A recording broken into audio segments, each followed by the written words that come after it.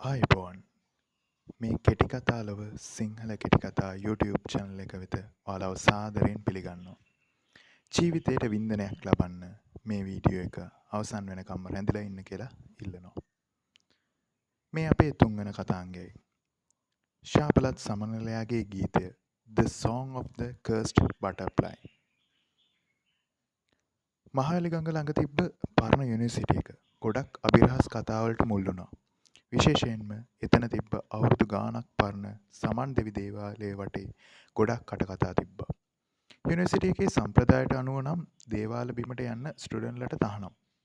කොහොම වුණත් සමන් දෙවි දේවාලයේ දොරටුව ඉස්සරහා තිබ්බ හරිම දුර්ලභ නිල් පාට සමනල මල දිහා බලාගෙන ඉන්න එක ගොඩක් ස්ටුඩන්ට්ලගේ විනෝදාංශයක් වුණා. මේ මල පිපෙන්නේ හරිම කලාතුරකින්. ඒ වගේම ඒක පිපුණු දවසට පෙම්වතුන් දෙන්නෙක් ඒ කෙසෙවණේදී හම්බුනොත් එයාලගේ ආදරේ ශාපයකින් ඉවරනවා කියලා පරණ විශ්වාසයක් තිබ්බා. ආරාධිත පෙම්වතුන් ආයුෂ් ආකිටෙක්චර් ඉගෙන ගන්නත් දක්ෂ ඒ වගේම හිතුවක්කාර කොල්ලෙක්. යුනිවර්සිටි එකේ කිසිම නීතියකට සම්ප්‍රදායකට එයා වහල් වුණේ නැහැ. එයාගේ විශේෂම දේ උනේ එයාට පරණ සෙල්ලිපි කියවන්න පුදුම විදිහේ හැකියාවක් තිබ්බ එක. දවසක් ලයිබ්‍රරි එකේ පරණ පොත්පත් කියවමින් ඉන්නකොට එයාට හම්බුණා සමන් දෙවි දේවාලය එක්ක සම්බන්ධ රහසිගත සෙල්ලිපියක්. ඒකේ තිබ්බා සමනල මල පිපුණු දවසට දේවාලය ඇතුළතදී කෙනෙක්ගේ නොකියූ ආදරේ කිව්වොත් ශාපය ආශිර්වාදයක් වෙනවා කියලා. එයාගේ කෝස් එකේ හිටපු ආලියා නිහඬව සංයමයෙන් හිටියත් එයාගේ ඇස්වල තිබ්බේ කාටවත් තේරුම් ගන්න බැරි කලාත්මක සංවේදීතාවයක්.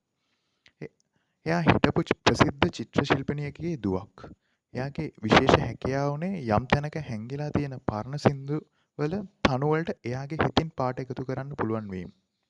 මේ යුනිවර්සිටි එකේ හැංගිච්ච පරණ සින්දු එයාට ඇහෙනවා කියලා කටකතා තිබ්බා. ආයුෂයි ආලියයි මුලින්ම හම්බ වුණේ යුනිවර්සිටි එකේ පරණ කැටයම් බලමින් ඉන්නකොට. ආයුෂ්ට සෙල්ලිපි කියන්න පුළුවන් වුණත් ඒවයේ ඇත්ත තේරුම ඒ කියන්නේ ඒවයේ හැංගුණු හැඟීම් තේරුම් ගන්න ආලියාගේ කලාත්මක සංවේදීතාවය එයාට උදව් කළා.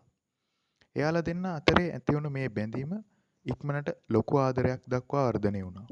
එයාලගේ ආදරේ යුනිවර්සිටි එකේ සම්ප්‍රදායන්ටයි ආලියාගේ පවුලේ තියෙන දැඩි නීති රීති වලටයි පිටුපෑවා. ශාපය සහ හීනය. යුනිවර්සිටි එකේ අවුරුද්දට තියෙන මියුසිකල් ෆෙස්ටිවල් එක තිබ්බ දවසේ සමනල මල පිපිලා කියලා ආරංචියක් පැතිරුණා.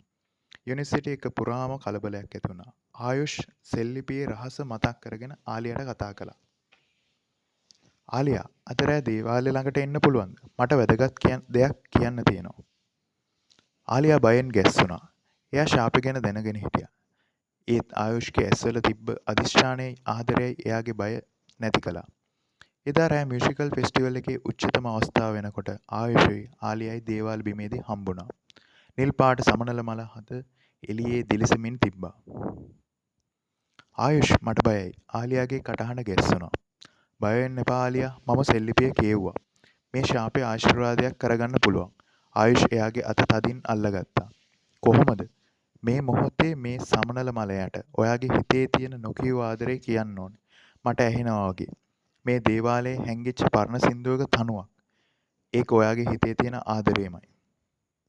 ආලියා ඇස් පියාගත්තා. එයාට ඇහුනේ යුනිවර්සිටි එකේ පරණ සින්දුවක තනුවක්. එයාගේ හිතින් ඒ තනුවට පාට එකතු වුණා. එයාගේ හිතේ තිබ්බ හැම ආදරයක්ම මුමුණමින් එයා ආයුෂ්ගේ ඇස් දිහා බලලා කිව්වා. ආයුෂ් මම ඔයාට ආදරෙයි. මේ බිමේ හැංගිච්ච හැම සින්දුවකම හැම පාටකම මගේ ආදරේ ඔයා වෙනුවෙන් තියෙනවා. ඒ මොහොතේ අමුතු එළියක් සමනල මලෙන් මතුවෙලා එයාලා දෙන්න වටේ පැතිරුණා. ඒක ශාපයක් නෙවෙයි. ආශිර්වාදයක් වෙලා තිබ්බා. දේවාල බිම පුරා පැතිරුණේ ලස්සන අලුත් තනුවක සද්දයක්. ඒක ආයුෂ්ගේ හිතුවක්කාරකමයි ආලියාගේ කලාත්මක සංවේදීතාවයයි එකතු වුණ අලුත් සින්දුවක් වුණා. එයාලගේ ආදරේ තහනම් සීමා බිඳ දමින් ශාප වෙච්ච සමනලයාගේ සින්දුව ආශිර්වාදයක් බවට පත් කළා. යුනිවර්සිටි එකේ ඉතිහාසයට තවත් ලස්සනම කතාවක් එකතු කරමින් එයාලගේ ආදරේ හැමදාටම තියෙනවා කියලා සාක්ෂි දරුවා. අවසానයි. එහෙනම් තවත් කතාවකින් නැවත මුණ ගැහමු. ගිහින් එන්නම්.